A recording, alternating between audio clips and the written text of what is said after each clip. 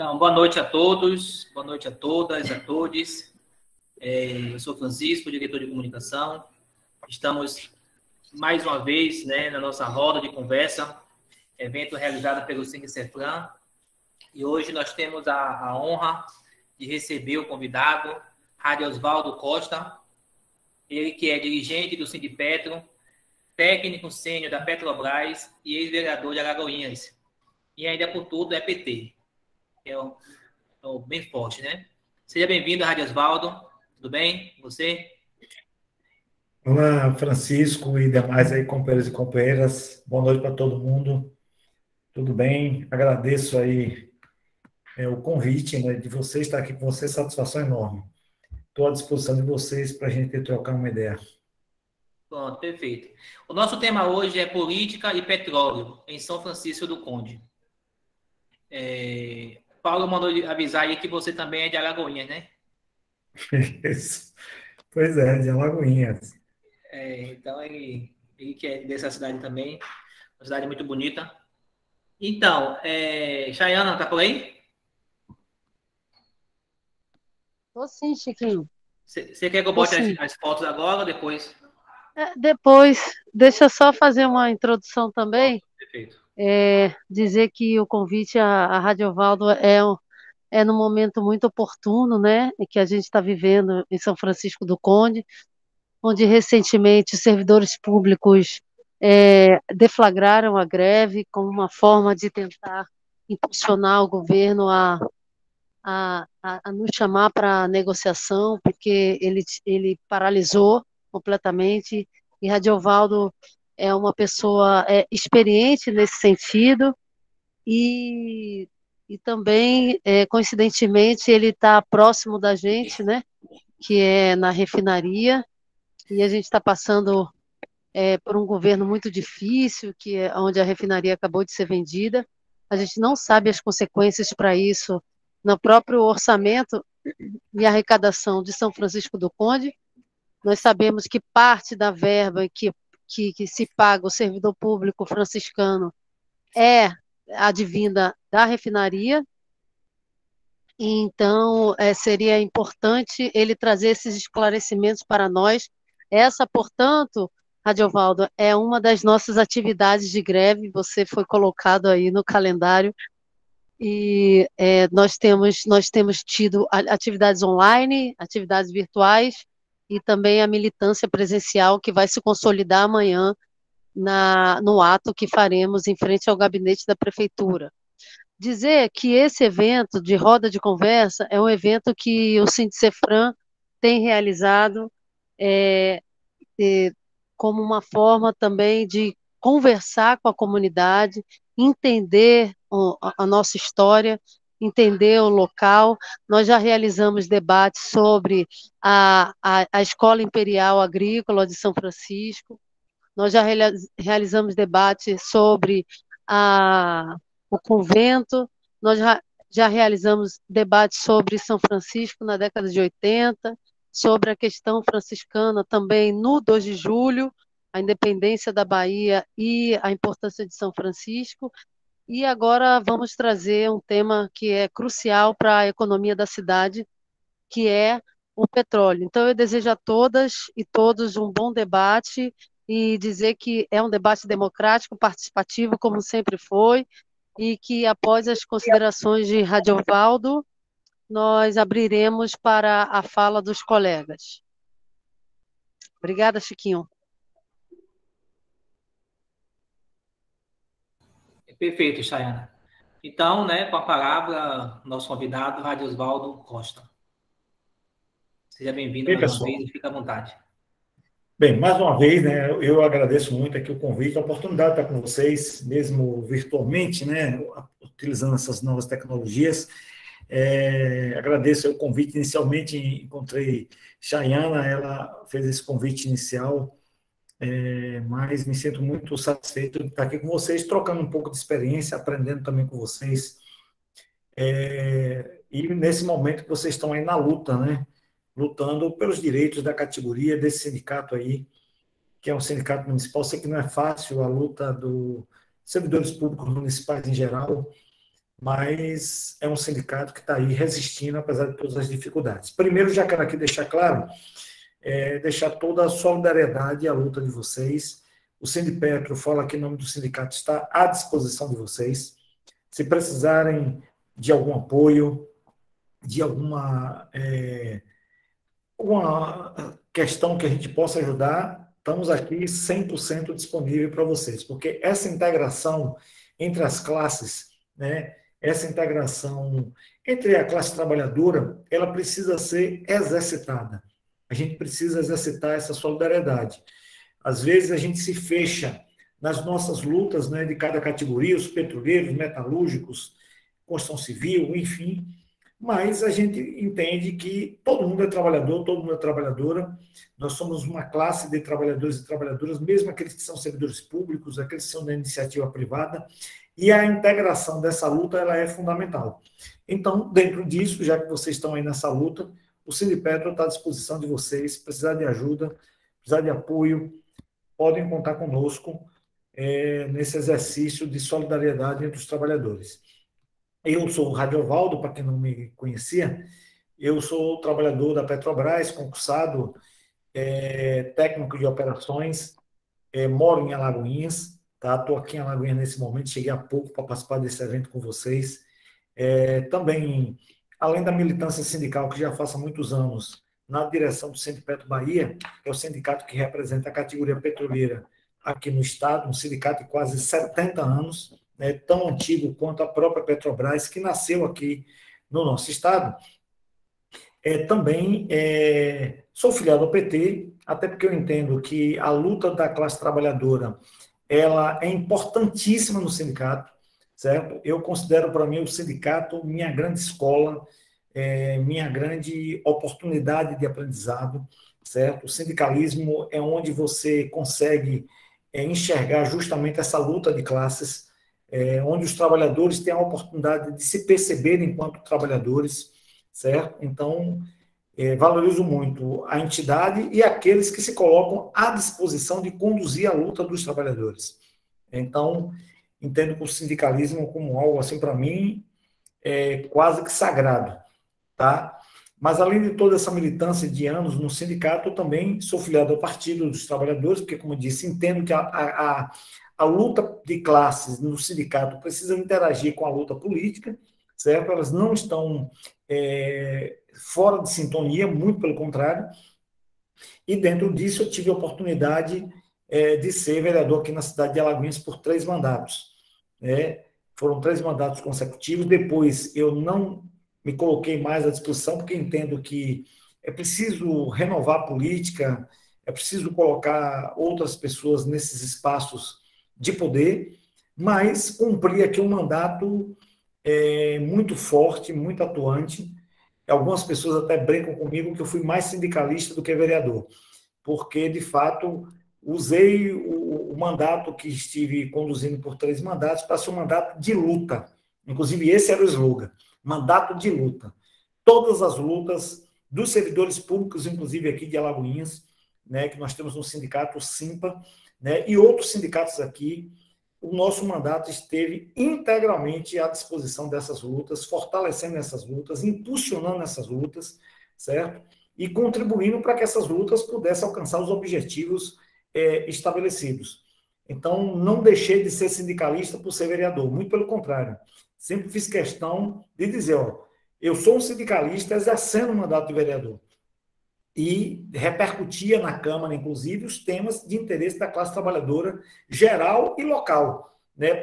Audiências públicas, intermediando negociações com o governo municipal, denunciando irregularidades com servidores, irregularidades com trabalhadores terceirizados, né, também da prefeitura, fazendo todo esse trabalho de repercussão dentro da casa, em função dos trabalhadores de Alagoinhas. Discutindo também o orçamento na lógica dos trabalhadores, pautando temas como Dia do Trabalhador na Câmara, fiz projetos de lei, inclusive, que tem a ver com os trabalhadores, fiz questão disso. Um dos projetos que me orgulho, eu fui o autor do projeto de lei em Alagoinhas que proporcionou 6 meses de licença maternidade para as mulheres, certo? Aqui as servidoras públicas da Câmara e da Prefeitura têm direito a 6 meses de licença maternidade a partir de um projeto da minha autoria aqui na Câmara, entre outros projetos que também pautei, como a criação da discussão de saúde e segurança dos trabalhadores dentro da Prefeitura, entre outras as questões. E, claro, né, encerrei esses 3 mandatos e continuamos aí nessa luta agora sindical, uma luta, no nosso caso, muito intensa, né, porque a Petrobras, desde 2016, 2015, talvez, 14, 15, a Petrobras literalmente virou o centro das atenções políticas do nosso país, né? Todo o debate político nacional, podem ter certeza, nos últimos 8 anos, direta ou indiretamente, passou pela Petrobras. E até não poderia ser diferente, né? Pela grandeza e pela importância da Petrobras, que o povo brasileiro não consegue compreender isso, pelo menos uma boa parte deles.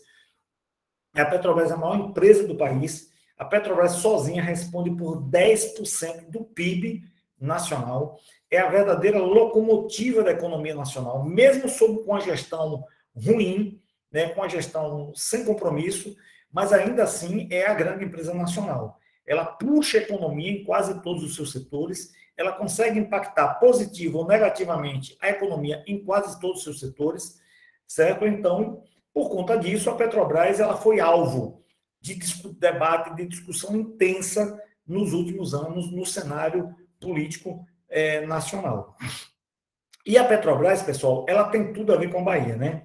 E principalmente com essa região de vocês. Vocês, eu costumo dizer, aí quem mora ou trabalha em São Francisco do Conde, aí é o tripé do petróleo, né? Você tem São Francisco do Conde, você tem Madre de Deus e você tem Candeias. Essas 3 cidades, elas foram fundamentais para o desenvolvimento da indústria do petróleo e para a criação da própria Petrobras. Primeiro, a partir de 1939, quando se buscou descobrir petróleo no Brasil, né, de alguns abnegados que, inclusive, usavam recursos próprios para encontrar petróleo, quando alguns diziam que era impossível ter petróleo no Brasil. Tá? E uma dessas figuras conhecidas nacionalmente, sem sombra de dúvida, foi o Oscar Cordeiro. Oscar Cordeiro ele foi fundamental, juntamente com Monteiro Lobato, tá? Na luta pelo petróleo nacional. Né? Monteiro Lobato, inclusive, que é muito conhecido, né, pela produção, principalmente de peças literárias, entre elas o Sítio do Pica-Pau Amarelo, que muita gente conhece, mas não sabe que ele foi um dos grandes defensores da luta pela descoberta do petróleo na década de 40. E, finalmente, em 14 de dezembro de 1941, completou, inclusive, 80 anos, essa turma aí, né, principalmente o Monteiro Lobato, descobriu em Candeias o primeiro campo comercial de petróleo. É o Campo de Candeias, que funciona até hoje. E esse campo, o Candeias 1, aí pertinho de São Francisco do Conde, ele funciona, opera até hoje. São 80 anos produzindo petróleo, certo?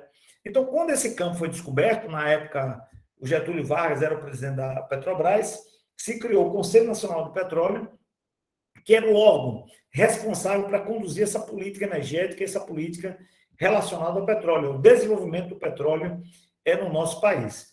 Ato seguinte, como se descobriu esse campo de petróleo ali em Candeias, o que foi que eles fizeram? Poxa, já que a gente descobriu o petróleo aqui, só existiam 2 refinarias no Brasil.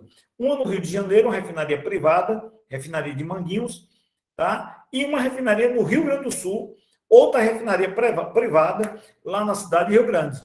Muito longe, né, da descoberta de petróleo, que processavam petróleo importado. Eles recebiam petróleo importado para processar e produzir algum derivado do petróleo para o país. Mas com a descoberta de Candeias, o que foi que Getúlio Vargas e o Conselho tomou decisão? Pô, vamos construir uma refinaria aqui do lado. O poço já está aqui, já produz petróleo aqui e já joga nessa refinaria para refinar e gerar derivados. A partir daí surgiu a ideia da construção da refinaria Landulfo Alves.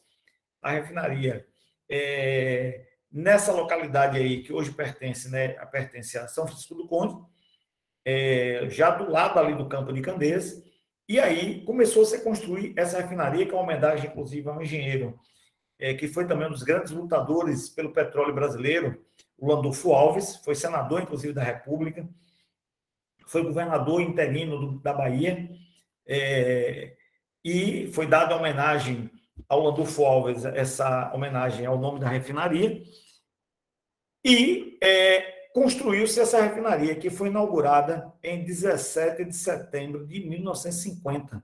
Completou também idade redonda de 70 anos, em 2020. Vai completar agora 72 anos que essa refinaria foi inaugurada, inclusive pelo próprio Getúlio Vargas, que esteve aí em São Francisco do Conde, na época como presidente, inaugurando essa refinaria que pertencia ao Conselho Nacional do Petróleo. Não existia Petrobras. Só que, com o avanço da produção de candeias, e começando a perfurar outras localidades, e a construção da refinaria Landulfo Alves, se entendeu que o passo seguinte seria a constituição de uma empresa de petróleo nacional. E aí também entra a Madre Deus. Ora, já tinha um campo de petróleo em Candeias. Construiu-se uma refinaria em São Francisco do Conde. Tudo do lado. E mais à frente tinha uma ilha que tinha capacidade de construir-se um porto e um terminal.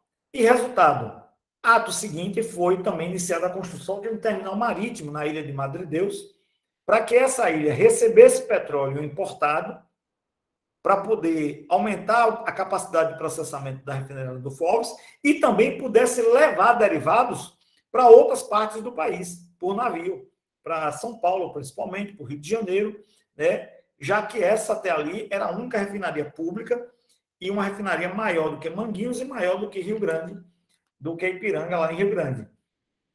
Então, entra Madre Deus no circuito e se constrói o terminal marítimo Madre Deus, o TEMADRE, que existe aí até hoje, que passou a ser o complemento de uma ideia lógica correta naquele momento. Descobrir o petróleo em um campo, construção de uma refinaria e construção de um terminal marítimo. A partir daí, depois de muita luta, vocês devem conhecer também tão bem quanto eu, a luta do petróleo é nosso, começou-se uma batalha pelo petróleo na década de 50 e depois de uma campanha de rua intensa, promovida por várias lideranças políticas da época, contra os interesses, inclusive, do governo americano, dos Estados Unidos, finalmente, em 3 de outubro de 1953, através de um projeto de lei 2004, de autoria do deputado federal, na época, Eusébio Rocha, criada a Petróleo Brasileiro S.A., Petrobras, sancionada pelo Getúlio Vargas, e que assumiu todo esse patrimônio do Conselho Nacional do Petróleo, inclusive os campos de Candeias, o TEMADRE, a própria refinaria Landulfo Alves, e criando, a partir daquele momento, um monopólio estatal do petróleo. Ou seja, só quem poderia explorar petróleo no Brasil, seja na exploração de petróleo e gás, seja no transporte, seja no refino, teria que ser apenas a Petrobras. Ou seja, nenhuma empresa privada poderia mais explorar a atividade de petróleo no nosso país. E a Petrobras, consequentemente, nasceu na Bahia. A sua primeira sede foi em Salvador, ali em Jequitaia, onde hoje funciona uma escola estadual. E a partir dali surgiu essa empresa gigantesca, que foi a Petrobras, que cresceu de forma intensa ao longo desses anos. E, para finalizar essa fase inicial, vocês lembram que na Carta Testamento de Getúlio Vargas, quando ele se suicidou lá no Rio de Janeiro, no Palácio do Catete, Getúlio faz uma carta fazendo uma série de considerações políticas das motivações do seu ato de suicídio. E um desses argumentos, dessas ações que ele registra nessa Carta Testamento, foi a luta pela criação da Petrobras. Então, vejam só que a Petrobras sempre esteve nos momentos históricos mais marcantes desse país, inclusive no próprio suicídio de Getúlio Vargas, quando a pressão pela não criação da Petrobras e pela não criação do monopólio estatal do petróleo foi gigantesca, principalmente pelas grandes empresas de petróleo internacionais, as chamadas Sete Irmãs, que hoje não existem mais, certo? Não existe mais, uma delas que ainda é excedente daquela época é a Exxon, né? A Exxon e a Shell, e o próprio governo americano. O governo americano trabalhou intensamente contra Getúlio Vargas e contra a criação da Petrobras no modelo que nós conhecemos. Aí de lá para cá o tempo passou, a Petrobras cresceu, foram feitas descobertas, e São Francisco do Conde, aí eu vou mais focar um pouco mais na questão de São Francisco, acabou sendo, digamos, privilegiada. Por que privilegiada? Porque uma cidade relativamente pequena, uma cidade com a população também relativamente pequena, recebeu de presente no seu território municipal uma refinaria que, claro, foi crescendo, foi sendo modernizada, foi sendo ampliada, e hoje é a segunda maior refinaria do país. Ela tem capacidade de processar 330 mil barris de petróleo por dia. Ela só está atrás da refinaria de Paulínia, em São Paulo, por pouca coisa, que Paulínia tem capacidade de 350 mil barris. É a maior refinaria do país, né? A Paulínia, mas a RLAM é a segunda maior refinaria do país. E qual é a importância, afinal de contas, de ter petróleo em um território, né, em um território de um município, do estado, como a Bahia teve e ainda tem, ou ter uma refinaria, ou ter um terminal, como Madre Deus também possui? Claro que é uma diferença muito grande. Petróleo, pessoal, né? Os Estados Unidos foram os grandes percussores do petróleo no mundo. O petróleo foi descoberto nos Estados Unidos, na Pensilvânia, lá ainda nos idos do século XIX, ali no meio do século XIX. E de lá para lá surgiram as grandes empresas de petróleo, surgiram realmente nos Estados Unidos. Eles foram ágeis. Os americanos, eles são fora de série. Eles percebem as grandes oportunidades do mundo como poucos. E quando o petróleo foi descoberto, eles perceberam que ali estava algo muito importante e que eles precisavam controlar, que eles precisavam ter o controle, inclusive tecnológico. E os Estados Unidos, né, surgiram as grandes empresas de petróleo. E tinha um grande empresário de petróleo, e fugiu agora o nome dele aqui, se eu lembrar eu falo para vocês. Esse cara, rapaz, ele no início do século XX, ele era tão rico, sabe? Ele era um dos grandes empresários do petróleo no mundo. E só para vocês terem ideia, na época... Rockefeller, isso. Esse cara foi tão rico, mas tão rico. Rapaz, o cara tinha 10% do PIB americano de riqueza. Isso é a mesma coisa de o cara ter mais de $1 trilhão hoje. Então, esse cara foi um fenômeno na época. Ele controlava, monopolizava praticamente o destino da indústria do petróleo ali no início do século XX. E ele disse uma frase célebre, que ficou até hoje cravada na indústria do petróleo. Ele dizia o seguinte: o melhor negócio do mundo é uma empresa de petróleo bem administrada. Certo? E o segundo melhor negócio do mundo é uma empresa de petróleo mal administrada. Ou seja, petróleo é bom de qualquer jeito. Em qualquer situação, o petróleo é um ótimo negócio. É o melhor negócio do planeta. Não existe nenhum negócio como o petróleo. Isso lá nos idos do século XX, e isso foi, de fato, se consolidando. O petróleo tornou pessoas bilionárias, países muito ricos, países que esbanjaram dinheiro. E, claro, países que aproveitaram muito mal essa riqueza. Então, no caso aí, voltando para São Francisco do Conde, poxa, uma cidade com essas características, receber uma refinaria que produz 330 mil barris de petróleo, a RLAM sozinha, mais nada na Bahia, ela representa 25% de todo o ICMS gerado no estado da Bahia. Vejam só, ela só, uma única unidade, quer dizer, não tem polo petroquímico, não tem agroindústria, não tem comércio de Salvador, comércio de Feira de Santana, não tem shopping, não tem porto, não tem outras atividades como exploração de minério que temos aqui na Bahia, não tem atividade de cervejarias, não tem atividade de produção de alimentos, produção de pneus, de carro, a própria Ford, que era aqui na Bahia, mas saiu mas que era uma atividade também. Nada. Zero.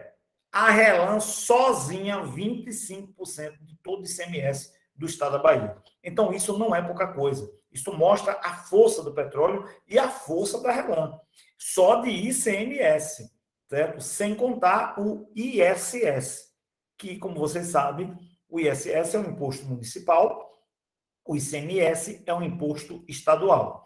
Então, o Estado, quando arrecada o ICMS, ele dá uma quota-parte desse imposto para o município gerador, que é São Francisco do Conde, fica com a maior quota-parte, e distribui em quota-partes para os outros municípios, mesmo aqueles em que não tem nenhuma relação com a refinaria. Essa é a forma de distribuir. Agora, o ISS não. O ISS é 100% do município de São Francisco do Conde, que por conta da contratação elevada de serviços que a Petrobras fazia, essa geração de imposto também sempre foi muito elevada, certo? Então, São Francisco, vocês sabem aí, talvez até melhor do que eu, São Francisco, e eu quando fui vereador, né, vereador discute muito orçamento, né? O orçamento do município é algo vital para ser discutido. Infelizmente, a nossa população não sabe o que é orçamento público, não sabe como funciona o orçamento público.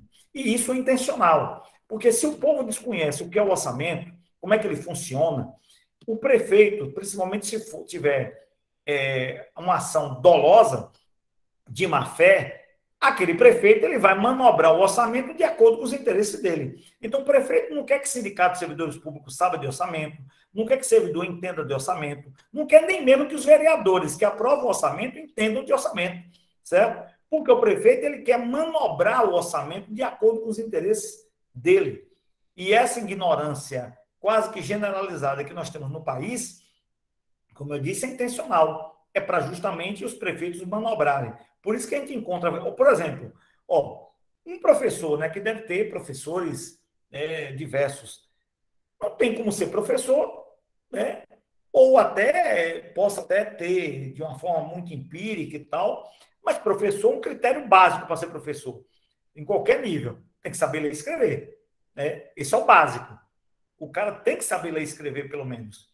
É difícil você ser professor sem saber ler e escrever. Você pode até ensinar empiricamente como é que conserta um carro e ser um professor de mecânica. Como é que você faz uma plantação e nunca ter estudado a partir do conhecimento adquirido de gerações. Tudo bem. Mas nos modelos que nós conhecemos, como ser professor sem ler e escrever? É o básico. Como é que você é vereador sem saber o que é o orçamento? Sem conhecer o que é uma LOA, o que é um PPA, o que é uma LDO? É impossível. E eu que fui vereador, eu tive que estudar orçamento, né? Porque eu não queria ser mais um. Então, o que foi que eu fiz? Eu vou estudar esse negócio aqui. Mas a maioria dos meus colegas desconheciam completamente o que é orçamento, certo? Eu tenho certeza, boto as minhas duas mãos no fogo, que tem vereador em São Francisco do Conde que não tem a menor noção do que é orçamento público, entendeu? Não tem nenhuma noção do que é orçamento público. Então, São Francisco do Conde, sempre nos encontros, inclusive, que eu participei, era emblemática. Por que era emblemática? Porque quando você pegava o orçamento público de São Francisco do Conde, anual, dividia pela população do município, era o maior orçamento per capita do Brasil. Entendeu? Do Brasil. Nem São Paulo, nem Rio de Janeiro, ninguém conseguia ter um orçamento per capita. Por quê? Porque ela tinha uma receita muito elevada, digamos, entre aspas, desproporcional por conta da presença da RELAM, certo? E tinha uma população, segundo o IBGE, muito pequena. Então, quando você dividia esse orçamento gigantesco anual por uma população pequena, dava um orçamento gritante em relação ao resto do país. Só que, o que é que isso transformou em benefício e riqueza para a cidade? Eu conheço São Francisco do Conde. É uma cidade, para mim, assim, bonita, linda, tem um patrimônio histórico fantástico, né? Eu adoro, assim, gosto demais daquela igreja do Monte ali, acho aquilo ali muito bonito, sabe? É uma coisa, assim, fantástica. Tem uma outra igreja, que eu não me recordo aqui o nome, no centro da cidade, fora de série, eu gosto muito de igrejas, assim, antigas, dessas igrejas seculares, mas, poxa, qual é a qualidade de vida, o serviço público prestado, oferecido para a população de São Francisco do Conde? É muito deficiente. São Francisco do Conde era para ser uma cidade à parte, né, do país. Ela tinha que ter, era a verdadeira Suíça brasileira, porque ela tem um orçamento gigantesco, que é um problema para administrar, orçamento. O orçamento de Alagoinhas, por exemplo, orçamento menor do que São Francisco do Conde e tem uma população 5, 6 vezes maior do que São Francisco do Conde. Então, vocês já perceberam. Então, essa vantagem estratégica, sem contar ainda um campinho ali de petróleo que foi descoberto, o Dom João, né, Terra e Dom João Mar, que gerou royalties, gerou ISS para São Francisco. Então, São Francisco foi uma cidade privilegiada do ponto de vista do petróleo, de ter seu berço do petróleo brasileiro.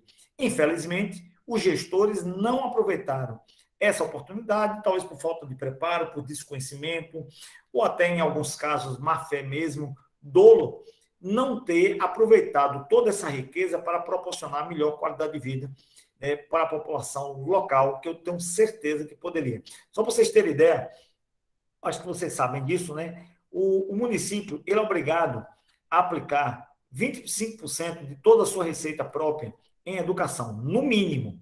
25% anual tem que cravar. Ou seja, se a minha receita própria é de 100 milhões, eu tenho que aplicar 25 milhões na educação. Não posso aplicar 24 milhões, tem que ser 25.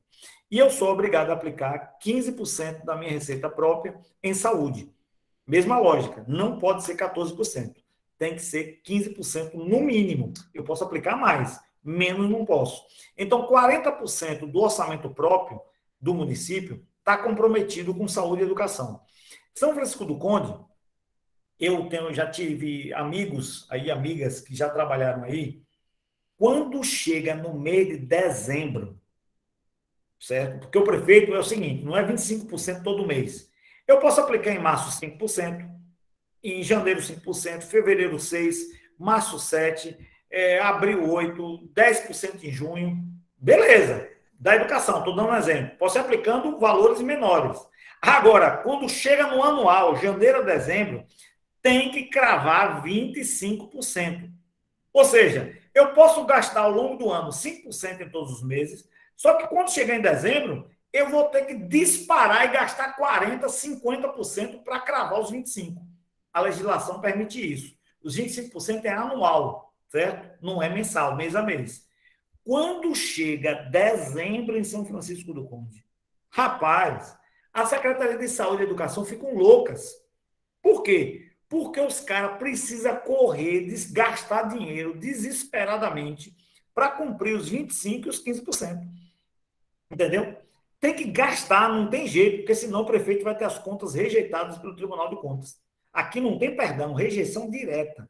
Então, os caras disparam violentamente. Não é antigamente, não. Eu estou falando isso aqui, ó. Eu estou falando isso aqui de um ano, 2 atrás. Por quê? Porque o volume de recursos da cidade é muito alto. Entendeu? Ele tem uma receita tão grande que o prefeito, às vezes, por falta de gestão, de planejamento, de organização, se embola. Ele não consegue. Quando ele percebe que ele vai ver em dezembro, rapaz, estamos com 23%. Estamos com 22%. Aí ele tem, que disparar, feito um louco para gastar o dinheiro para cumprir os 25% e os 15%. Poucas cidades do Brasil conseguem ou precisam fazer isso, porque tem um orçamento acima, muito acima do normal, do padrão normal, entendeu? E outra coisa, viu? Vocês perceberam aí que o ICMS, como a gasolina, os combustíveis aumentaram muito em 2021. Eu não tenho aqui esses dados, mas eu vou me comprometer uma coisa com vocês. É porque eu tive 2 dias aí muito corrido, mas depois eu vou passar para vocês, eu vou fazer um levantamento de qual foi a arrecadação de ICMS de São Francisco do Conde em 2021. Rapaz, foi uma coisa louca, de louco. Por quê? Porque os combustíveis aumentaram. Ou seja, 25% de R$1 é uma coisa. 25% de R$5 é outra coisa. Só que como os combustíveis aumentaram muito, né, e a alíquota é a mesma, todos os municípios, certo, tiveram um aumento significativo do ICMS. O ICMS bombou por conta dos derivados de petróleo. Então, São Francisco do Conde explodiu, meu amigo, a receita de ICMS. Explodiu. E, consequentemente, o prefeito, isso é receita que ele tem gastado na área da educação, os 25% que eu falei. Eu não sei assim qual o nível de conhecimento de vocês, mas eu vou fazer assim sobre orçamento só para explicar uma coisa importante. Aquela coisa de ter uma informação poderosa na mão. Todo recurso, os recursos da prefeitura, eles recebem um número, tá? Um número que a gente denomina de fonte. Então, você tem fonte 0, certo? Vocês já devem ter ouvido falar nisso, certo? Vocês têm fonte 01, fonte 02, certo? Só para dar alguns exemplos, fonte 42, fonte 19 e por aí vai. Cada fonte dessa está atrelada a uma origem da receita. Dependendo de onde ela origina, ela vira um número desse aqui, certo? E quando ela vira um número desse, ela tem que entrar numa conta distinta e ela tem uma aplicação distinta também. Ela não tem que ser aplicada de acordo com a regra da fonte. Cada fonte tem uma regra. Dessas fontes todas, então, 01 é saúde, 02 é educação, 42 é royalties de petróleo, 19 é assistência social.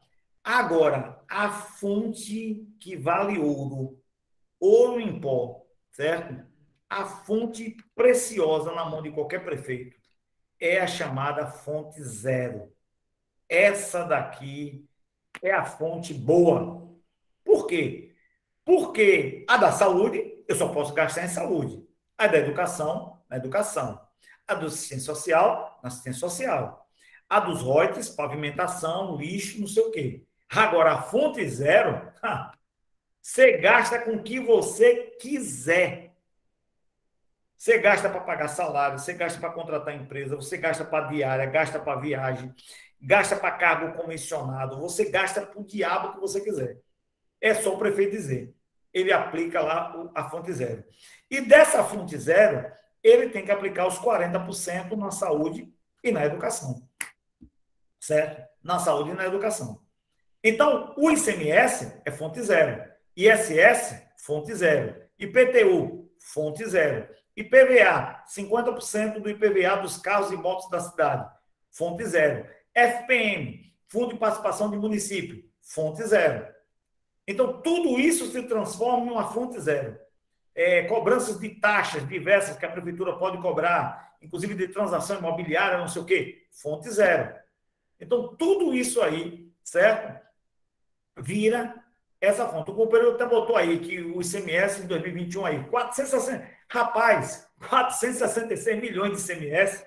Eu já imaginava que tinha dado mais de 400 milhões. Isso é uma fábula de dinheiro, de uma única rúbrica, ICMS. Para vocês terem ideia, Alagoinhas, 170 mil habitantes. 170 mil habitantes. Porque tem FPM grande, certo? O FPM de Alagoinhas é grande porque de acordo com a população. Então, a FPM de Alagoinhas deve ser umas 5 vezes, 4 vezes maior do que São Francisco do Conde. Aqui tem ICMS também, mais ou menos. Ou seja, tem fábrica da Heineken, fábrica da Itaipava, fábrica de bebidas. Veja só, certo? Você sabe quanto é que foi o orçamento total de Alagoinhas? Total. Todas as transferências de fundo a fundo, saúde, educação, Fundeb, tudo. Tudo que Alagoinhas arrecadou no ano, 420 milhões de reais. Isso, pelo número que o companheiro apresentou aí, só de ICMS, São Francisco do Conde deu um pau em Alagoinhas.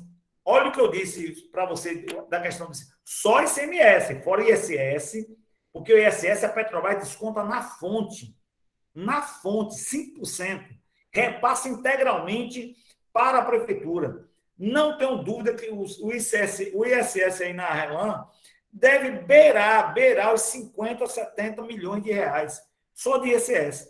Então, para vocês verem como é benéfica a situação de São Francisco. São Francisco podia dar uma educação melhor, de qualidade, remunerar melhor os servidores, oferecer instalações melhores na educação. Não consegui entender como é que essa cidade aluga tanto prédio, em vez de construir, pelos recursos que tem, para dar dinheiro de aluguel, certo? Para pessoas receberem aluguel, certo? Não consigo entender quanto cargo comissionado é essa. A quantidade, olha, São Francisco do Conde, Alagoinhas tem 350 cargos comissionados, tá? 350 cargos comissionados. Alagoinhas, 170 mil habitantes, tá? São Francisco do Conde, baixo, tem mais de 1.500, entendeu? Não consigo entender. 1.800. Quanto? 1.800 e alguma coisa. Também não. Bati na mosca. 1.800 cargos comissionados. Ultrapassa os concursados. Inclusive, a gente fez uma denúncia, a gente vive fazendo essas denúncias, né? Nos órgãos competentes, mas demora, né? É um absurdo, é um crime. É um crime contra a cidade. É um crime contra o futuro da cidade. Não tem sentido São Francisco do Conde ter 1.800 carros comissionados. Nenhum. Alagoinhas tem 350. Eu vou lhe dizer uma coisa. Eu acho muito. São 170 mil habitantes.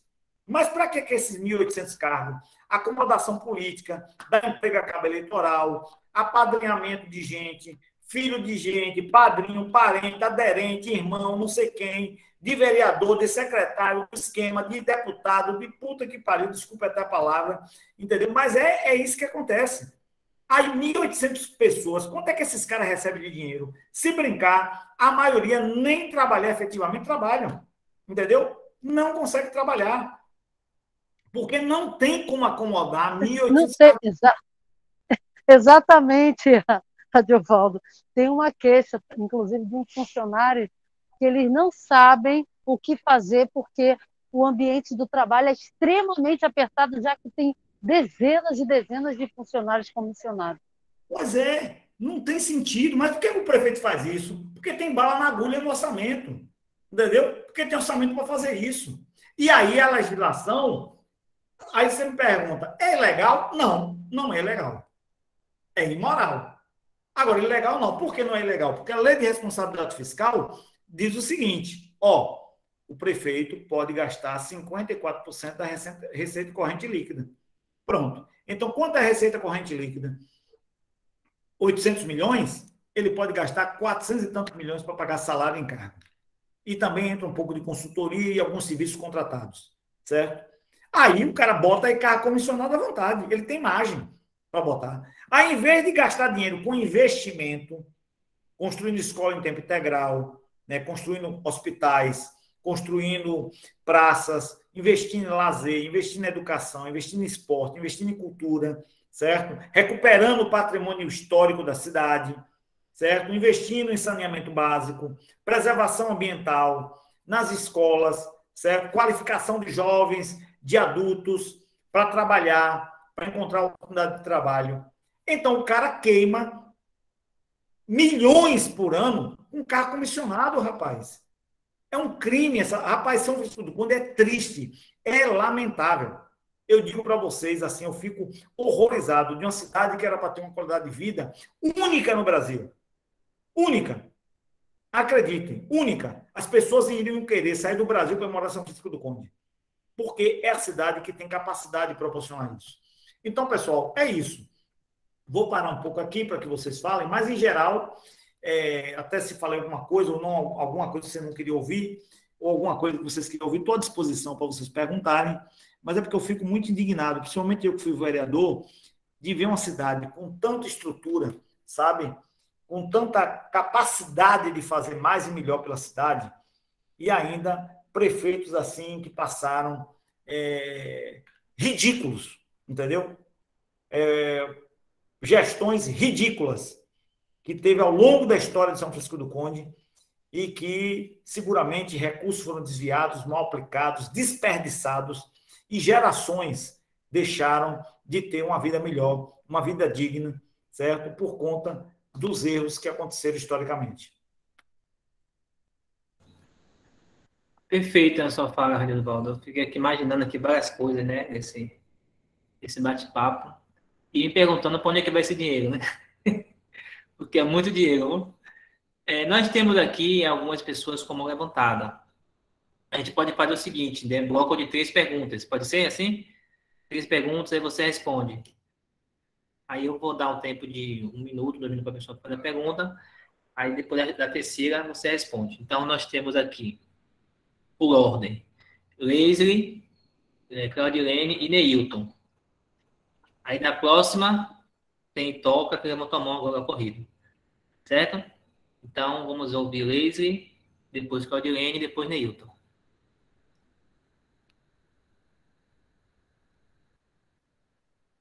Oi, Leslie, está aí? Então vamos pular para Claudilene, Neilton e Toca. Vai, Claudilene. Boa noite novamente a todos, mais pessoas chegando, que bom, feliz que essa sala possa cada vez mais, porque essas agendas elas são mensais, serem lotadas e a gente ampliar esse debate com a comunidade local, que é um compromisso do Sindicefran, da construção de um sindicato cidadão, e hoje a gente reforça esse laço intersindical que a gente tem com o Sindipetro, porque isso também é da essência da própria comunidade, né, de São Francisco do Conde, tem tudo a ver, né, a questão do serviço público com a questão do petróleo, por isso o tema, e essa unidade aí nesse contexto de greve, foi delicioso ouvir a sua fala, Radiovaldo, a gente passeia pela história da Petrobras, pela história de luta, né, nacionalista, pela soberania, e a gente também percebe momentos históricos em que a política, inclusive partidária, ela se entrelaça com os interesses e as lutas sociais, as lutas pelas políticas públicas. Quando a gente pôde, inclusive, ter mais investimento, mais atenção e mais responsabilidade social para com a comunidade, né? Inclusive, eu fiz parte de um programa, certamente você conhece, em Candeias a gente coordenava turmas em Madre de Deus, o Mova Brasil, trabalhava com alfabetização cidadã, e é um orgulho hoje a gente poder reviver, relembrar coisas, né, que nos constroem na nossa base do que a gente defende. Enfim, eu me marcou assim quando você fala, né, São Francisco do Conde poderia ser a Suíça brasileira, porém, a gente sabe que é um município extremamente rico, com a população paupérrima, embora a gente tenha sido o município com a maior renda per capita, a gente não tem distribuição de renda, né? Então, eu não sei se você teria como aprofundar um pouquinho, falar um pouquinho, mas a gente sabe que não houve perda em relação à arrecadação, em relação aos impostos, com a venda da RLAM, mas se for possível você pincelar em relação aos impactos e se isso altera a realidade da comunidade, quais os prejuízos que hoje essa venda da Petrobras tem de impacto para a população de São Francisco do Conde, para a gente seria um presente. Obrigada, e é isso. Obrigado, Claudilene. Neilton.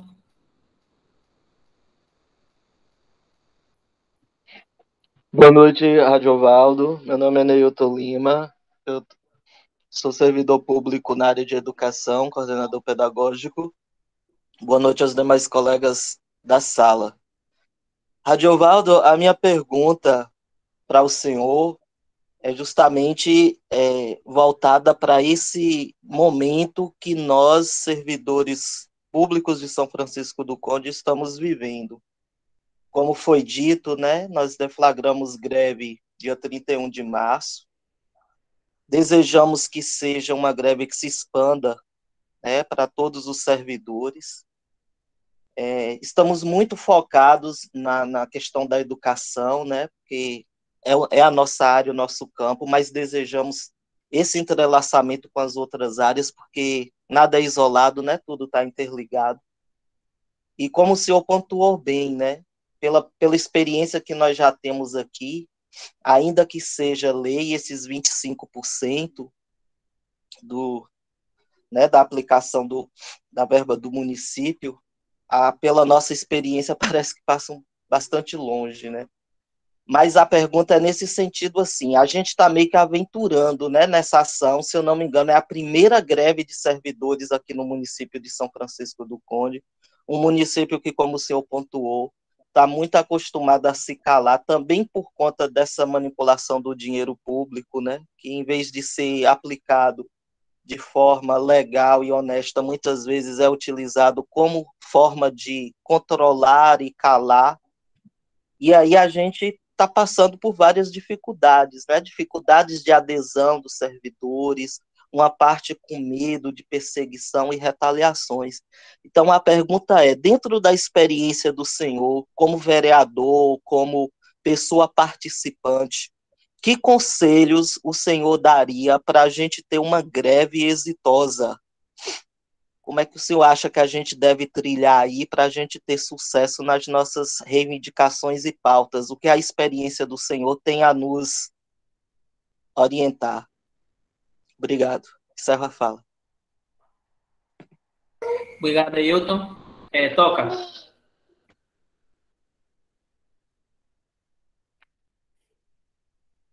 Toca. Oi, pai. Toca. Oi. Vamos passar então para Francisco, depois toca a Fala. Aí depois de Francisco, Oi, o senhor apareceu? Fale, toca. boa noite a todos. Sou eu mesmo, é o Mário? O Mário, pronto. Boa noite a todos e a todas. Está com essa pessoa ilustre, né, que é o nosso companheiro de luta, né, uma pessoa que vem desenvolvendo um trabalho dentro do Sindipetro há muitos anos e que eu tive a honra e a satisfação de conhecer no debate. Né, Giovaldo? Nós tivemos a honra de nos conhecer naquele momento, no debate, né, que na verdade era uma audiência pública da venda da nossa refinaria, e junto com o grupo Juntos Somos Mais Fortes, nós chegamos, né, fazendo diversas perguntas e até truculento. Nesse momento eu até peço desculpa ao nosso Radiovaldo, porque nós chegamos com a truculência, achando que Radiovaldo e os demais tinham culpa também. E desde quando não tinha culpa, era eles que defendiam a não venda da refinaria. Certo? E naquele momento que nós chegamos e passamos, né, que passamos a ouvir, que ele entendeu que tinha um grupo de São Francisco do Conde, que era o grupo Juntos Somos Mais Fortes, que estava querendo defender a refinaria, a não venda da refinaria, querendo defender a melhoria de São Francisco do Conde, ele nos chamou no particular. Se ele está aí, ele pode dizer se é verdade ou se é mentira. Mas ele nos chamou no particular e perguntou: o que é que vocês querem?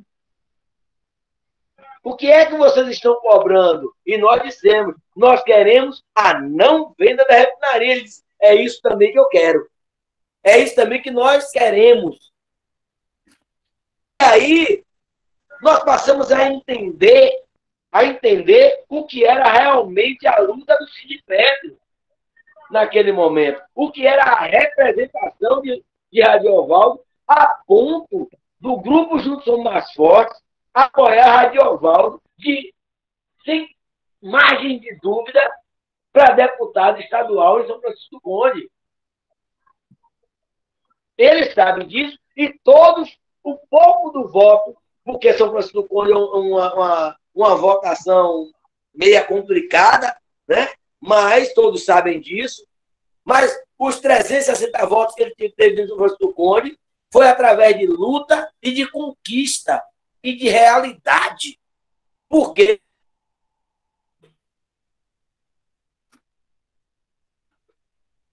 Radiovaldo não. Paulo representa certo, do petróleo, da defesa nacional das refinarias, inclusive São Francisco do Conde. Radiovaldo chegou a ponto de dizer que os vereadores tinham que promover leis para reduzir o ICMS são a alíquota, né, dos impostos das empresas para que as empresas viessem para São Francisco do Conde. E por isso, o Grupo Juntos Mais Forte apoiou a Radiovaldo naquele momento. E também, a Radiovaldo nos trouxe para o nosso município a qualificação de muitos e muitos franciscanos, são franciscanos, certo? Através do Sindipetro. Radiovaldo, e nesse momento, né, eu estou falando primeiramente como participante do Grupo Juntos Mais Fortes, tá certo?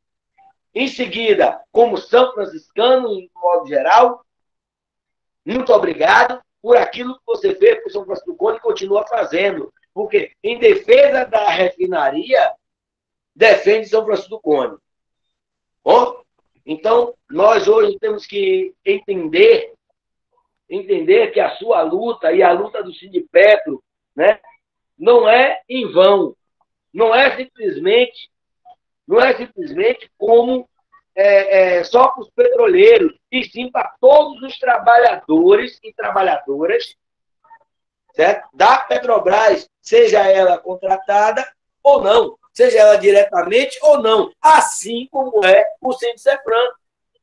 O Sindicefran hoje luta em favor, certo, do filiado ou não filiado, seja ele guarda municipal. Quando eu falo assim, guarda municipal em primeiro lugar, é porque eu falo da minha profissão, seja ele da área de educação, seja ele da área de saúde ou de qualquer outra área. Quando eu falo essas três áreas, educação, saúde e educação, é porque é o tripé de qualquer administração ser boa administração.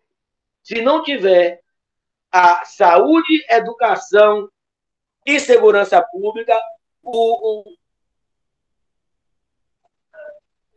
será, certo, um bom gestor. Nenhum prefeito será um bom gestor. Você sabe muito bem disso, né? Nós aprendemos muito com você. E você tocou numa coisa muito relevante, que é a ponto zero, né? Que nós temos, que é um valor bastante altíssimo no nosso município, e que às vezes ele utiliza de uma forma inadequada.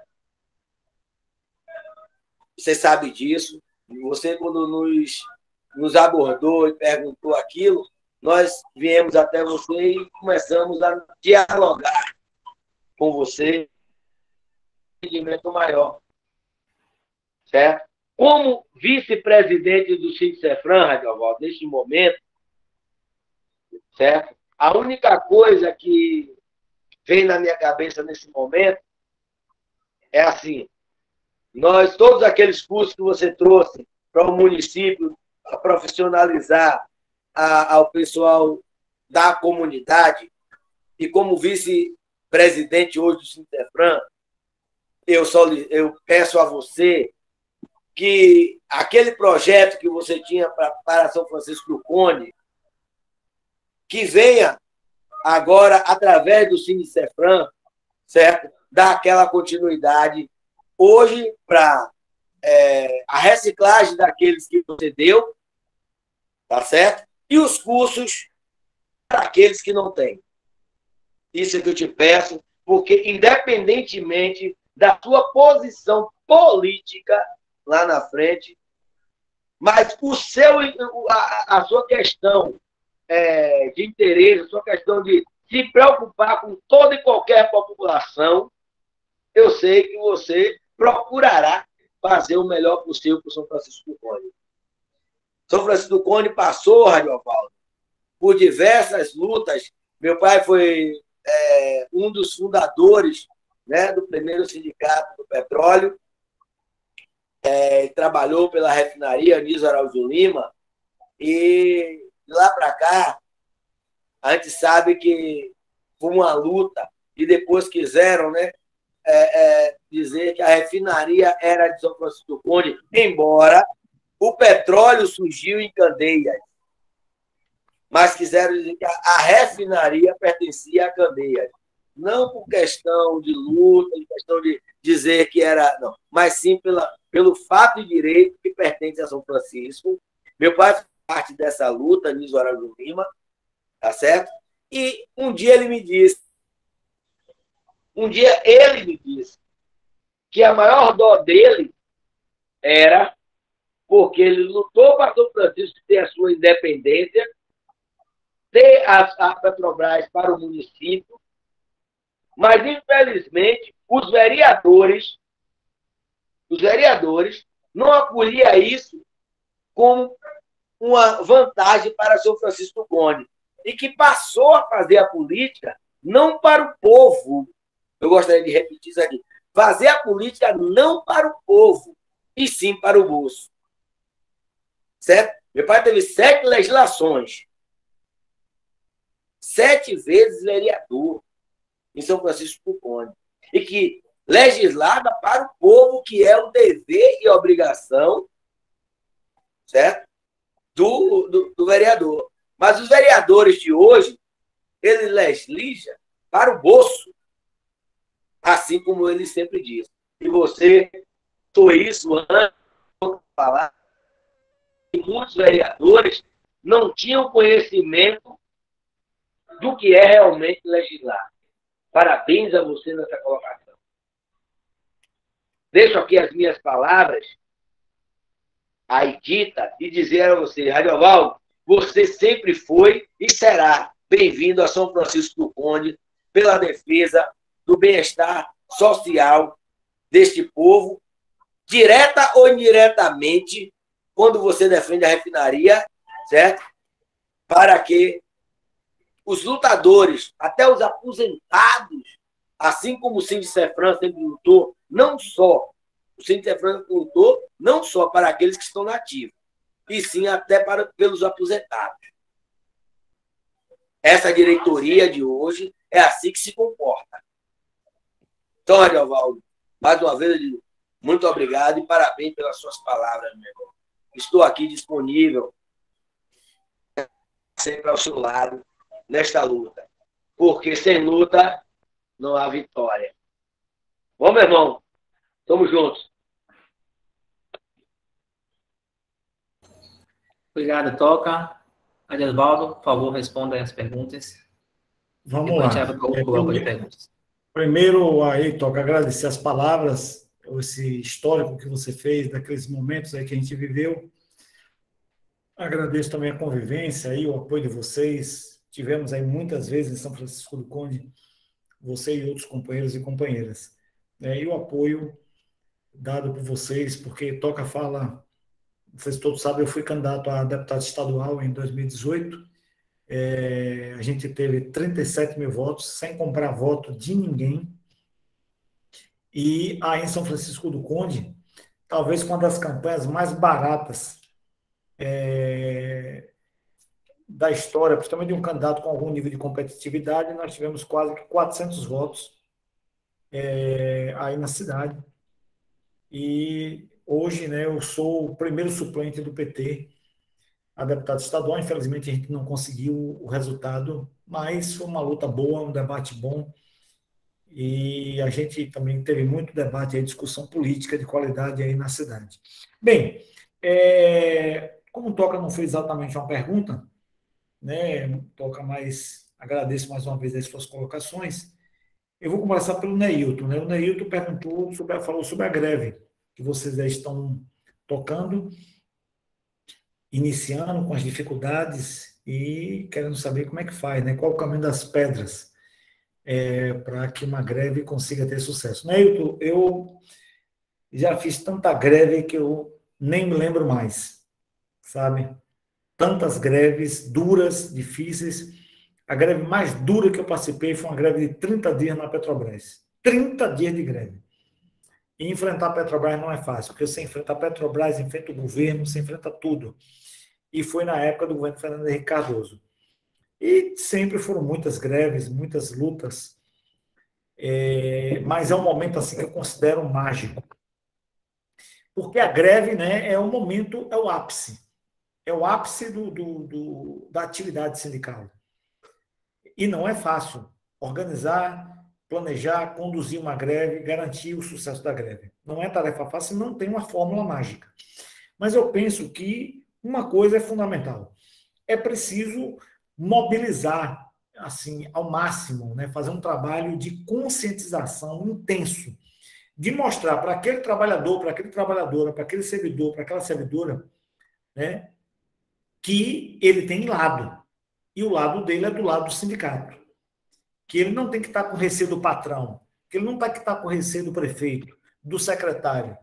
E principalmente, pessoal, porque o servidor, com todas as perseguições e dificuldades que possam existir, né, nós ainda temos uma importante ferramenta, instrumento que os servidores brasileiros possuem, que é a estabilidade. Né? A estabilidade é uma ferramenta importante com esse objetivo, inclusive, de proteger o servidor das perseguições políticas que, porventura, ele possa ter. Então, eu acho que esse trabalho de conscientização, de corpo a corpo, da direção sindical, de ir lá em cada escola, em cada posto de saúde, em cada área administrativa, lá na porta, na chegada, na entrada, parar, botar um carro de som, ou entrar no local, falar com as pessoas e chamar as pessoas para o seu lado, o lado da sua entidade, do seu sindicato, dos seus iguais. Eu acho que isso é um trabalho que é feito de forma rotineira e cotidiana, que fortalece qualquer movimento, seja esse ou os futuros movimentos. Então, conscientização é importante, certo? Eu já fiz muito isso. Já fiz uma greve que aderiu pouca gente, depois a gente conscientizou, aderiu mais gente, conscientizou mais, aderiu mais gente, até a gente ter a maioria do nosso lado, do lado do sindicato, ele compreendendo que ele é trabalhador, que ele tem um lado, e que o lado de lá é o opressor, é o lado que persegue, é o lado que quer tirar ele direitos, ou não quer dar benefícios que ele pode melhorar as condições de...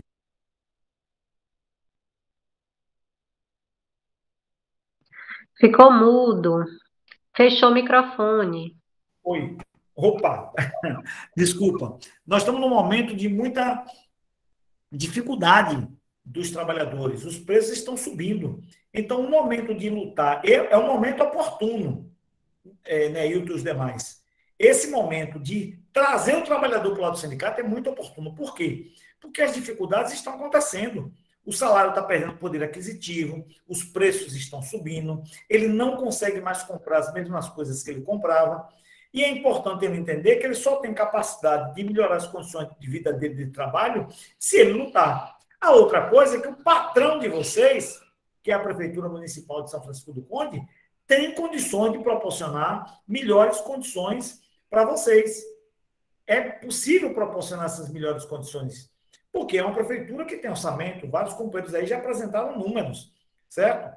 Ou seja, o prefeito que não quer dar aumento para o servidor é o mesmo prefeito que bota 1.800 cargos comissionados na prefeitura. Não tem sentido isso. Agora, acho que é preciso qualificar a intervenção sindical. Então, assim, levantar informações, levantar dados, usar a lei de acesso à informação, tá? Saber quanto é que ganha cada servidor, qual é a folha dos cargos comissionados, certo? Gasta quanto com cargo comissionado? Qual é a arrecadação de cada rúbrica? Pegar cópia da arrecadação mensal. Quanto é que está gastando com a educação? Certo? Ou seja, o sindicato precisa fazer também um trabalho qualificado de levantar ao máximo informações para usar isso como alavanca de mobilização. Certo? Já imaginou? Estou dando aqui um exemplo, não sei, vou dar um chute aqui, naturalmente não tenho as informações para dar. A prefeitura gasta 100 milhões por ano com cargo comissionado, os 1.800 cargos políticos, de nomeação direta do prefeito, de acomodação política, de parente de vereador, de secretário, de cabo eleitoral, para acomodar interesses políticos que não têm nenhuma capacidade, inclusive, de trabalhar na gestão, porque é impossível 1.800 pessoas de cargo comissionado trabalhar em São Francisco do Conde, não há como. Aí gasta 100 milhões com essa turma, que produz nada ou produz pouco para a sociedade de São Francisco do Conde. Aí, do outro lado, gasta com servidor 50 milhões? O que é isso? Tem alguma coisa errada? Quer dizer que os servidores que estão ali no dia a dia, que estão nas salas de aula, nos postos de saúde, na guarda municipal, nas diversas atividades da prefeitura municipal, recebem menos ou a mesma coisa que cargos comissionados. Então, acho que isso precisa ser buscado o máximo de informação e qualificar a própria intervenção do sindicato e dos servidores, para que isso seja alavanca de mobilização. Greve, para ter sucesso, tem que ter mobilização, conscientização e força da entidade sindical. Mesmo que ela não tenha uma força própria, busca ajuda, buscar outros sindicatos, dar um grito de socorro para outras entidades para que possam mostrar, inclusive, para o prefeito e para a gestão que vocês não estão só. Não, mas o Sindicefran tem apoio. Está aqui sindicato tal, central tal, sindicato tal, petroleiro, metalúrgico, não sei quem. Veio aqui dar um grito de socorro, de apoio a vocês. Então, acho que isso também mostra força política, que é importante em um processo de disputa como esse. Em relação aí à companheira Gonzaga, que ela perguntou sobre os impostos da refinaria. Boa pergunta você fez, porque eu até falei pouco sobre isso. Vocês sabem, a refinaria ela foi privatizada no dia 1º de dezembro de 2021.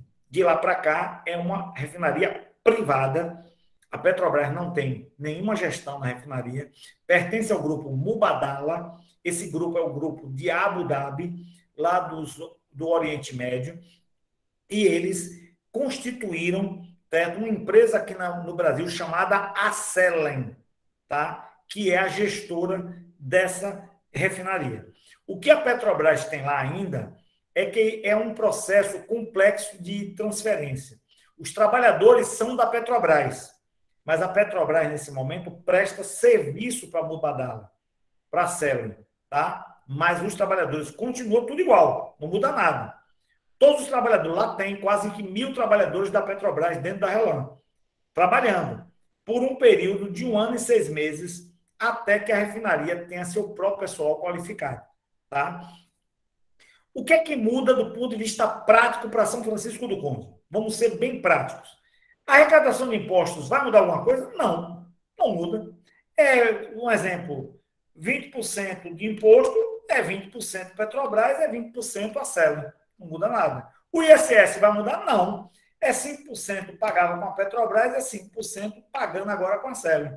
Não muda nada. Se contratar mais gente, paga mais ou mais serviços, arrecada mais. Se vender mais derivados, arrecada mais. Se vender menos, arrecada menos. Agora, o que é que pode mudar para impactar São Francisco do Conde? Certo? Pode mudar, por exemplo, o nível de emprego. Isso pode mudar. A RELAM privatizada pode contratar menos trabalhadores terceirizados do que a Petrobras pública. Isso pode acontecer. A RELAM privatizada pode pagar menos direitos e menos salários do que a Petrobras pública. Isso também pode acontecer. Aí sim, pode trazer algum nível de prejuízo, não só para São Francisco do Conde, para Candeias, para Madre, para Salvador, para Bahia. Tá? Agora, qual é o maior prejuízo da RELAM? O maior prejuízo da RELAM é o prejuízo de soberania nacional, de um patrimônio público nacional ser entregue para uma empresa privada internacional para explorar a riqueza do nosso país e do povo brasileiro. Hoje nós temos os combustíveis mais caros do Brasil e eles vão ficar mais caros ainda. Então, isso é um prejuízo para o país, para a Bahia e para São Francisco do Conde. Agora, do ponto de vista da arrecadação, não. Para ser franco, isso terá pouco impacto. Vai depender da metodologia e da definição estratégica que a RELAM vai fazer do ponto de vista empresarial. Certo? Muito obrigada, Adiovaldo. Eu acho que a gente está caminhando já para as considerações finais. Não sei se tem mais alguém. Ainda tem. Tem alguém ainda que tem. Né? Ah, pronto. Tem. Eu só queria fazer um destaque. Eu só queria fazer um destaque e dizer que em São Francisco do Conde, você destacou, né, a sua luta partidária. São Francisco do Conde teve uma prefeita do PT. Hoje a gente tem o vice-presidente da Câmara. O vice-presidente não. O vice-prefeito, que é do PT, e temos também o presidente da Câmara de Vereadores, que é do PT. Então, deixar aqui o apelo, né? A gente já tem uma caminhada, já tem uma parceria em campos de luta, no campo sindical especialmente, mas reforçar esse apelo no campo político, se a gente tiver como bater nas portas aí das nossas lideranças estadual para sensibilizar os gestores municipais. A gente gostaria muito de contar com esse apoio, Radiovaldo. Muito obrigada. Ok, pode contar comigo. Obrigada. Obrigado, Claudirene. Tem Francisco só com a mão levantada. Chico Santana. Boa noite, amigos. Primeiro eu quero parabenizar a toda a direção do Sincefran pela coragem, né? Nós que somos nativos, eu me sinto muito satisfeito em ver a coragem de vocês de elevar a voz do trabalhador em busca de direitos. Infelizmente, eu costumo dizer, eu sou da cidade, isso me envergonha, afirmar que nós, são franciscanos, nós somos habituados a não lutar por direitos.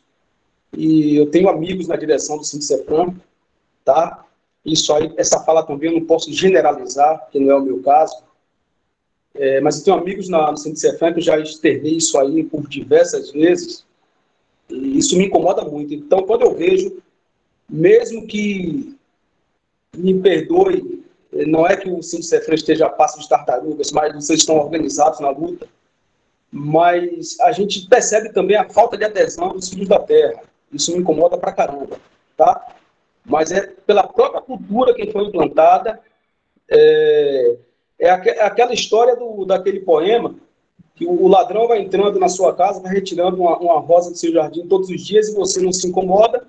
Vai chegar um ponto que o cara vai entrar na sua casa, levar suas coisas, você não se incomoda, vai levar sua voz e você não tem mais o que fazer. Você não consegue mais gritar, não consegue mais pedir socorro, entendeu? Então a gente passa por isso sobre o Cícero Conde. Eu parabenizo o Sincefran pela coragem, tá? E gostaria de parabenizar também o companheiro Radiovaldo, porque eu gostei da sua atitude na live da FUP que eu estava assistindo na semana passada com o presidente Lula. Quando não tinha mais pessoas a se inscrever, você levantou, pegou o microfone, a presidente Gleice tentando coibir sua fala, mas você conseguiu fazer uma fala muito interessante de defesa da Petrobras. Você fala que a Petrobras nasceu na Bahia, que a primeira refinaria de petróleo foi na Bahia. Eu acho que você fez referência ao campo de Dom João também como o primeiro campo comercial, tá? Eu sou professor, fui professor do Estado, REDA, eu sou engenheiro, Radiovaldo, também de formação na área de petróleo, e recentemente eu tive uma oportunidade de trabalhar na indústria de Catu, numa estação de liquefação lá na ilha de Itaparica. E também tive o desprazer de conhecer o trabalho intermitente, o modelo de trabalho intermitente, tá? Fruto do absurdo que fizeram com o país, né?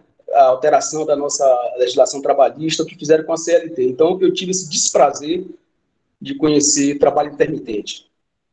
Mas a minha fala, na verdade, eu queria fazer uma provocação ao Radiovaldo, porque um tempo atrás, os políticos na cidade, os vereadores, detentores de mandato, eles faziam uma fala muito desmotivante na cidade, afirmando que o petróleo iria acabar. E nós, são franciscanos, na sua grande maioria, não desenvolveu o sentimento de pertencimento em relação à indústria do petróleo. Como é que você vai defender algo que você não conhece, que você não discute na escola, que você não traz para a comunidade as benesses que essa indústria traz e poderia trazer? Então, eu desenvolvi o hábito de defender algo que eu não conheço. Tá? Isso não foi criado, não me proporcionaram essa possibilidade. Então, durante muito tempo,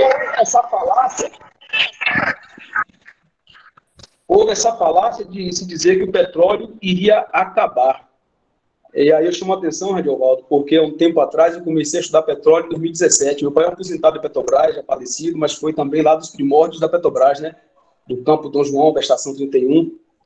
E sempre que eu ouvia a Câmara de Vereadores reproduzir o fim do petróleo, aquilo me incomodava bastante. Já houve uma época, quando eu comecei a estudar petróleo, em 2007, que, aí tecnicamente falando, que as empresas de menor porte, principalmente nos campos maduros, né, produziam com um índice de IBSW aí absurdo, 90%, e ainda era vantajoso, porque o barril do dólar, o barril do petróleo estava assim no valor recorde no mundo, né? Então, por mais que você tivesse, o mínimo de petróleo que você tivesse nos campos maduros, ainda era vantajoso você produzir.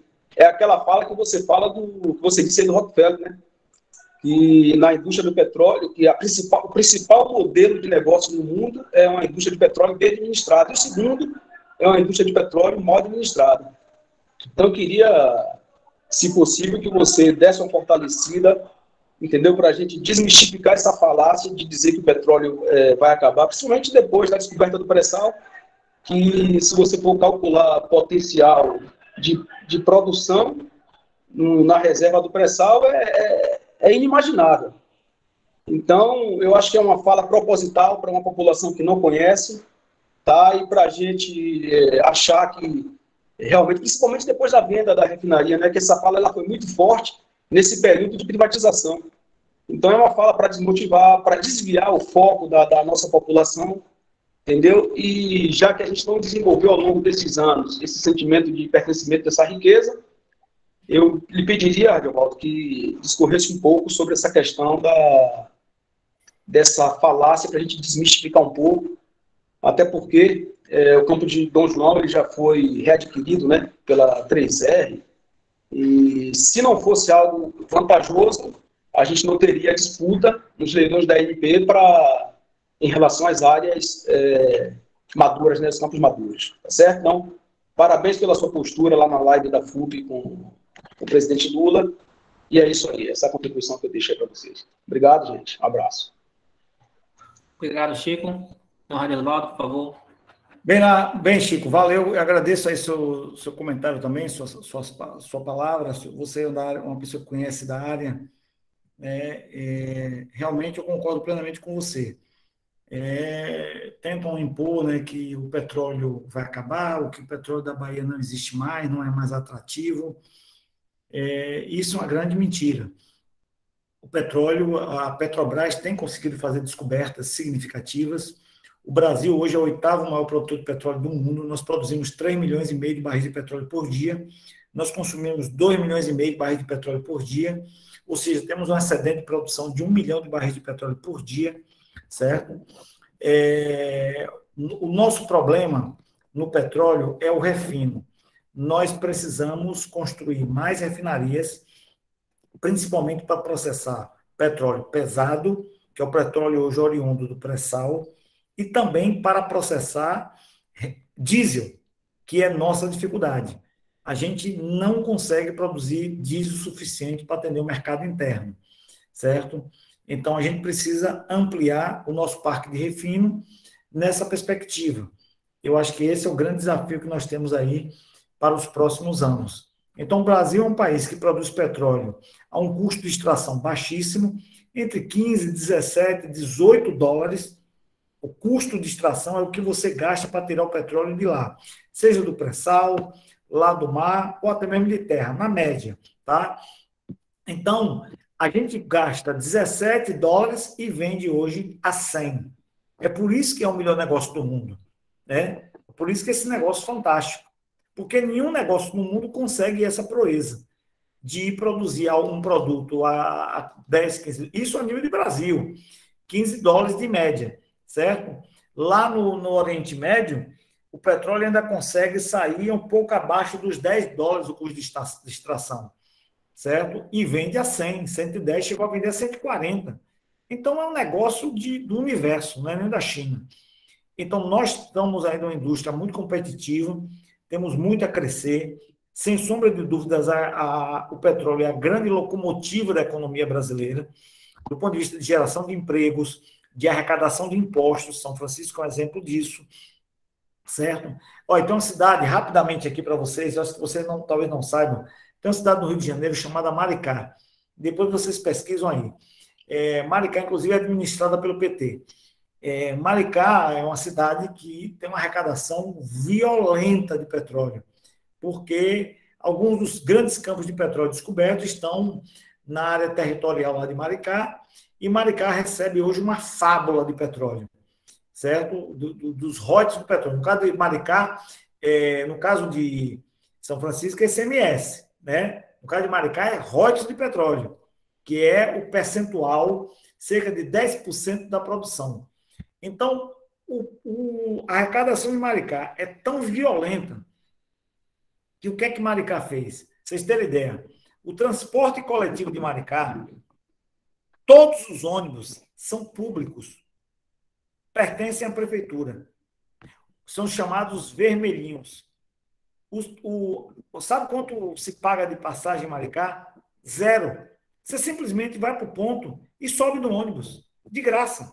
Ninguém paga. Não é dia de domingo, dia de sábado, nenhum horário. 0 de tarifa no ônibus de Maricá. Não existe tarifa, certo? Quem banca é a prefeitura. Cinema em Maricá, acreditem, é cinema público. O pessoal assistiu Batman agora, lançamento, de graça. 0. Não se paga para ir no cinema em Maricá. Tá? As escolas do outro mundo, tablet, notebook, é uma coisa de louco, internet de alta velocidade, entendeu? Então, ou seja, a cidade está investindo a riqueza do petróleo para melhorar a qualidade de vida do povo da cidade. Então, isso é possível. São Francisco do Conde podia ter isso aí há muito tempo. Maricá está tendo agora, certo? Mas, infelizmente, tudo depende de gestão. Então, eu, já para entrar aqui um pouco nas minhas considerações, eu queria dizer primeiro a vocês o seguinte, ó, eu estou no sindicato há muito tempo, talvez há mais tempo do que os dirigentes sindicais aqui do Sindicefran. Eu tenho 35 anos na Petrobras, praticamente 34 anos de luta sindical, de atividade sindical, certo? Passei por muitas dificuldades, muitos enfrentamentos, muitas greves, muitas renúncias individuais. Não é fácil ser sindicalista. Porque o sindicalista raiz não tem jeito. Ele vai ter que abrir mão da vida dele, certo? Das questões pessoais dele. O aniversário de filho, que eu deixei muito sem ir.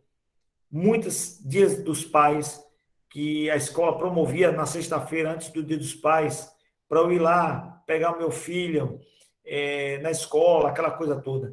Eu não pude ir em muitos dias dos pais desses, sabe?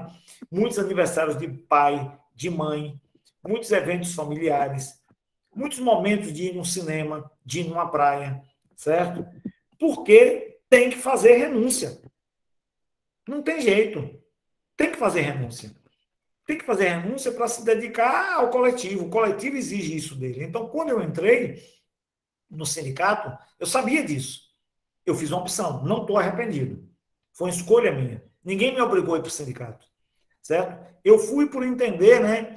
Eu gosto muito de uma frase de Che Guevara.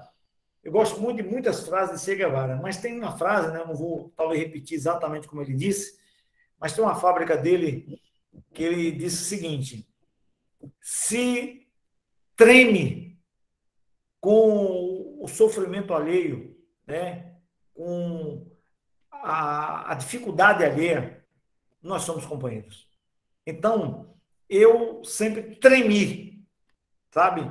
Quando eu via perseguição, desrespeito, maus tratos, todo tipo de ataque que um trabalhador e uma trabalhadora sofria, uma mulher, um homem, um negro, uma mulher, um jovem. Então, isso deixa a gente indignado por dentro. Não, velho, eu vou entrar para lutar contra isso.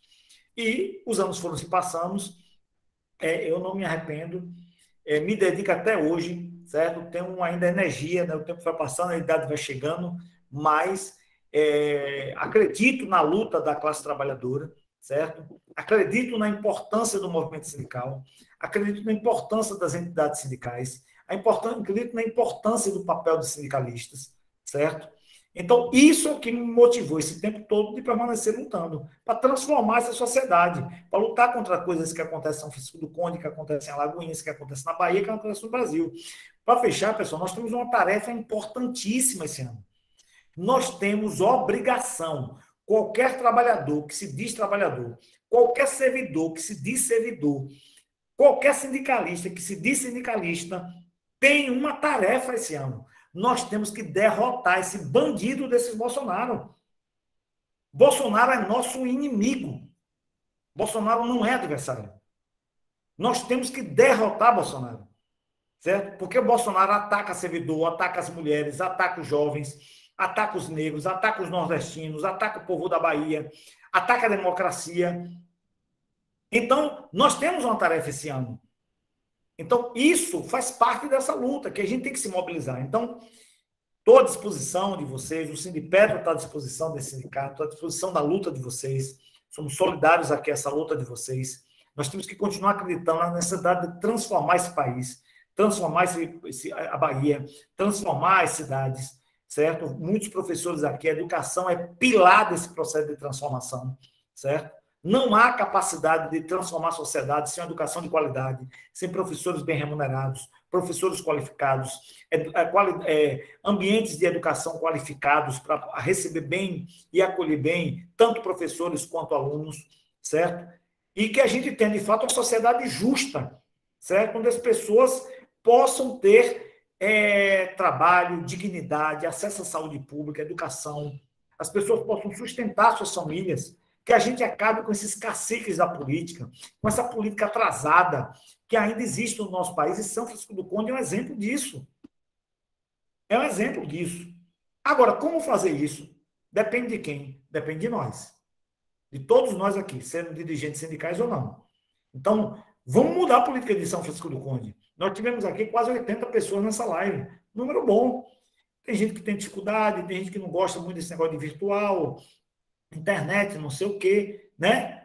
Mas não era bom. Poxa, isso aqui pode ser um embrião de transformação dessa cidade, certo? Por que não? Tanta gente aqui qualificada, por que não pensar a cidade para frente? Pensar na transformação que pode ser feita, certo? Pensar em mudar, em se colocar, em debater, em discutir.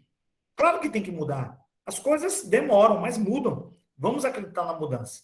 Então, estamos juntos, vamos para a luta, derrotar esse bandido desse Bolsonaro, defender um projeto que, de fato, traga melhorias para o conjunto da sociedade brasileira, que inclua pessoas, que garanta a distribuição de renda, que garanta dignidade, respeito, combater o preconceito, a discriminação, certo? Fortalecer a luta da classe trabalhadora. É isso que a gente está ainda acreditando e lutando. Tamo junto. Obrigado a vocês pela oportunidade. Culpando aí qualquer coisa. Grande abraço para todo mundo. E a luta continua.